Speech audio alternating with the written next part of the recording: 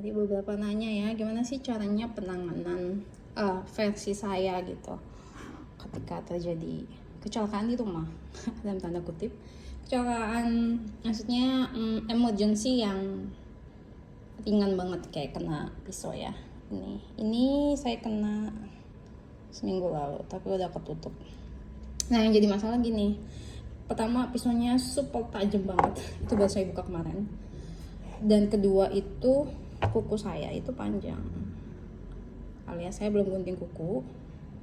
Dan sejujurnya saya agak malas gunting kuku, apalagi harus pergi ke salon untuk mani pedi. Saya malas banget, malas. Pokoknya lagi mager lah intinya, lagi liburan gitu. Nah jadi saya ketika prepping itu ya agak-agak posisinya kayak tadi aja kuku saya aja udah kebelah-belah. Nggak kebelah sampai kepotong, setengah-setengah kepotong gitu. Jadi saya ketika prepping, dan biasanya kan saya karena udah biasa jadi geraknya cukup cepat ya di dapur itu, jalan juga tek. Nah tadi itu nggak ketahuan lah sama saya, akhirnya set, habis itu nggak kerasa, habis itu netes. Nah kalau misalkan teman-teman ngalamin hal yang sama, luka terbuka, ini kan sebenarnya luka terbuka ya, tapi tidak terjadi infeksi, tidak ada infeksi di sini, misalkan kena pisau gitu, atau pokoknya misalkan anak jatuh kejeduk, kan belum ada infeksi tuh. Yang perlu dilakukan pertama apa? Dibersihin dulu lukanya. Tadi sama saya disiram pakai air. Biasanya saya lakukan itu. Kalau lukanya cukup dalam, saya akan siram tuh sama air sampai darahnya agak berhenti sebentar. Kalau misalnya darahnya masih netes, bisa pakai ice pack ini ya, yang biasa dipakai kalau kita bawa salad, bawa es krim, atau bawa sesuatu yang frozen food. Ini kan kita pakai ini ya, ini ditaruh di freezer, selalu ada gitu beberapa biji. Terus kita taruh aja begini, gini, gitu, sampai membeku gitu ya. Jadi dibantu pengentalan darahnya itu cepat, coaguling agentnya itu cepat gitu ya. Berbeda lagi kalau misalkan luka jatuh kena sepeda, itu kan contacting sama kayak tanah sama apa, itu beda lagi penanganannya. Ini yang betul-betul clean cut gitu ya, betul-betul clean cut banget, jatuh di atas marmer lantai gitu dan berdarah. Nggak mungkin darah sih jatuh lah. Anggap aja lah kena pisau gitu ya, atau benda tajam lainnya. Dan itu clean, maksudnya pisaunya tuh nggak berkarat kayak gitu. Ini kan namanya clean cut ya namanya. Jadi pertama bersihin dulu lukanya, habis gitu berhentiin pendarahannya. Kalau pendarahannya udah berhenti, yang harus dilakukan apa? Nah kalau saya di-seal. Pertama diobatin dulu. Kalau lukanya cukup dalam banget, saya kan pakai ada dua macam yang bisa dipakai kalau mau cepat ini. Dia ada meal resinnya. Ya, jadi ini ada anti-inflamasinya juga supaya cepat, sama antibakterinya juga, dan untuk penyembuhannya juga cepat. Dia 20% oil blend, jadi meal resinnya itu 20%, habis gitu oil gitu. Ini kalau mau cepat, kalau nggak mau bikin sendiri. Nah kalau mau bikin sendiri kayak saya selalu sedia ini udah mau habis.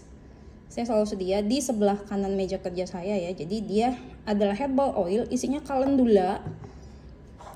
Waktu akhir tahun lalu tuh saya bikin, ini umurnya udah setahun lebih ya, calendula, lavender sama chamomile ya, calendula, lavender, chamomile. Nah ini biasanya saya pakai buat apa sih? Buat kalau misalkan saya lagi nggak enak badan, buat pijat, misalkan anak saya minta di massage, atau enggak kakinya pegel, atau enggak buat kasih oil ke pokoknya intinya oil lah, tapi dia memiliki herbal energi gitu ya. Maksudnya kebaikan dari herbalnya itu yaitu ini tiga oil itu bagus banget untuk terbentuknya platelets, jadi jaringan kulit yang baru. Oh ya, ini juga saya kasih Yero karena bagus untuk stop bleeding. Jadi Yero itu kalau bleeding berlebihan dia bisa stop. Kalau nggak terjadi bleeding, maksudnya darahnya terlalu kental, dia bisa mengindus gitu supaya peredaran darahnya lancar, atau ketika menstrual cramp. Ini juga dipakai kalau misalkan lagi ada keluhan pencernaan, atau juga keluhan ketika menstruasi atau period gitu ya. Jadi bagus banget. Atau misalkan saya lagi massage ke salon gitu, saya kan bawa punya saya sendiri. Nah ini saya masukin tambahan geranium oil untuk biar ada wangi-wanginya gitu dan bantu untuk relaksasi. Biasanya saya pakai ini kalau lukanya cukup dalam. Saya akan pakai 2 ini. Misalkan dalam tuh menganga, kayak anak saya tuh kemarin jatuh dari sepeda kalau nggak salah, terus dia nggak bilang-bilang. Jadi udah mulai agak mengoreng gitu ya, agak korengan gitu. Nah itu nggak apa-apa terjadi, itu artinya tubuh kita sedang mengindus inflamasi. Mengindus tuh melakukan kayak inflamasi tuh bagus terjadi ketika emergency seperti tadi, karena dia tuh kayak ngebikin lapisan supaya itu tuh cepat sembuh. Nah yang dimasalah kalau inflamasinya dibiarkan terus menerus dan semakin parah, tubuhnya tidak ada support handle-nya, akhirnya terjadi infeksi. Dia saya kasih ini karena ini kan pumpingnya cukup banyak ya, jadi kalau ini tinggal ditetesin. Kalau nggak salah kemarin 3 hari udah heal gitu, udah heal sempurna. Habis itu dilanjut sama ini. Nah kalau clean cut kayak gini, saya nggak usah pakai ini. Saya langsung pakai apa aja yang ada di sekeliling saya. Jadi sekeliling saya itu misalkan pertama di tempat, pertama di tas saya. Kalau yang saya bawa di tas tuh ini. Ya, tapi bukan yang ini kan yang peppermint. Ini yang ada di meja anak saya kasih ke dia karena bibirnya kering, dia tuh duduknya tuh di bawah AC gitu. Jadi saya kasih untuk dia pakai. Yang punya saya ada di tas saya itu sama sekali nggak ada rasanya, jadi betul-betul plain. Nah ini tuh ada beeswax-nya deh kalau nggak salah. Dia itu kalau nggak salah isinya shea butter sama olive oil apa ya, punyanya Dr. Burks. Salah, Dr. Bronner's, punyanya Dr. Bronner's tuh oke sih, segini tuh kalau nggak salah 90.000, tapi ini bagus banget. Kalau yang ini memang untuk lip, ini memang lip balm, tapi yang plainnya, maksudnya nggak ada rasanya, atau yang bentuknya jar kecil kayak gini, itu bisa dibawa kemana-mana. Buat kalau misalkan terjadi kayak gigitan nyamuk, kepentok, lecet, gatal, tapi bisa pakai ini karena ada beeswax-nya. Beeswax itu adalah lapisan yang melindungi rumah sarang lebah. Jadi dia tuh kayak jadi anti air, kayak heat resistant, water resistant gitu. Itu beeswax juga yang saya pakai untuk melindungi peralatan masak atau perabot kayu saya. Beeswax itu ya.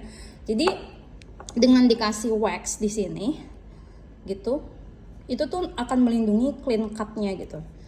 Nah ini yang pertolongan pertamanya ini, tapi pakai yang plain atau bisa juga pakai shea butter. Ini kebetulan shea butternya kalau nggak salah ada di kamar saya. Saya selalu sedia, jadi di kamar saya tuh ada apa, di sini tuh ada apa, sehingga ketika terjadi sesuatu penanganannya bisa cepat. Nah ini cocoa butter. Cocoa butter itu adalah lemak ya, butter dari buah coklat. Buah coklat itu ketika direfinasi gitu ya, dipisahkan coklatnya dari butternya. Nah ini tuh byproductnya. Byproduct tuh kayak mau ngambil coklatnya, mau ngambil kakao, mau ngambil kakaonya, bukan kokoa. Kokoa tuh udah direfinasi lagi ya. Mau ngambil kakaonya, mau ngambil kokoanya, itu tuh harus dipisahin dari butternya. Ini tuh yang bikin coklat tuh kayak milky banget gitu, coklat kayak batangan coklat gitu. Tadi saya makan mana ya, dari Bali, nanti saya kasih tahu lagi. Cocoa butter ini adalah dari, jadi gini tuh, jadi itu si cocoa fruitnya dipisahin dari butternya. Ini butternya. Nah kalau ini sih bukan untuk dimakan, ada yang fruit grade, banyak di pasaran, cuma cek aja bahas pastinya itu organik. Ini yang unrefined. Kalau unrefined ini tuh, kalau unrefined gini, apalagi belinya yang brandnya bagus, itu tahan lama, bisa seumur hidup, tau gak sih? Maksudnya seumur hidup. Ini tuh saya udah pakai 3 tahun masih nggak habis tuh. Jadi kalau saya perlu sedikit, saya akan keluarin, saya akan taruh di jar kecil, saya akan pakai dari situ gitu. Jadi ini juga yang saya pakai kalau saya lagi bikin skincare buat praktek herbal saya ya. Saya lagi misalkan lagi ngepraktek apa gitu, malah ditutup. Nah ini tuh teksturnya kayak gini nih, tangan saya bersih ya, dia teksturnya kayak gini. Nah kalau yang untuk dimakan, untuk kalau misalkan mau bikin hot chocolate itu isinya itu si cocoa butter sama kakao butter sama kakao powder. Jadi kakao powder itu nggak ada butternya, makanya kurang creamy gitu. Akhirnya pakai susu gitu. Jadi kalau misalkan mau bikin hot chocolate yang enak, itu beli kakao butter. Kenapa kita jadi ngomongin minuman? Nah ini si butter juga bentuknya sama kayak gini. Ada lagi satu lagi mango butter. Cuma saya nggak ketemu di mana itu jarnya. Karena saya seringnya tuh nyimpen satu di sini, satu di sini, satu di sini supaya nemuinnya gampang gitu. Nah ini ya, jadi bisa pakai si beeswax, tapi beeswax tuh keras banget ya, jadi harus diolah dulu. Tapi di dalam sini tuh ada beeswax. Kemarin tuh yang ini tuh sampai nyut-nyutan ini. Seharian nyut-nyutan, tapi waktu saya duduk gitu ya, itu kan karena bleedingnya cukup parah, netes-netes gitu ke lantai. Jadi saya duduk sambil saya nonton kayak drama atau YouTube gitu. Karena saya nggak, karena kalau yang ini saya sama sekali nggak bisa ngerjain pekerjaan apapun. kesentuh dikit aja langsung nyut. Akhirnya saya selama diem itu sekitar 10 menit sekali saya olesin ini.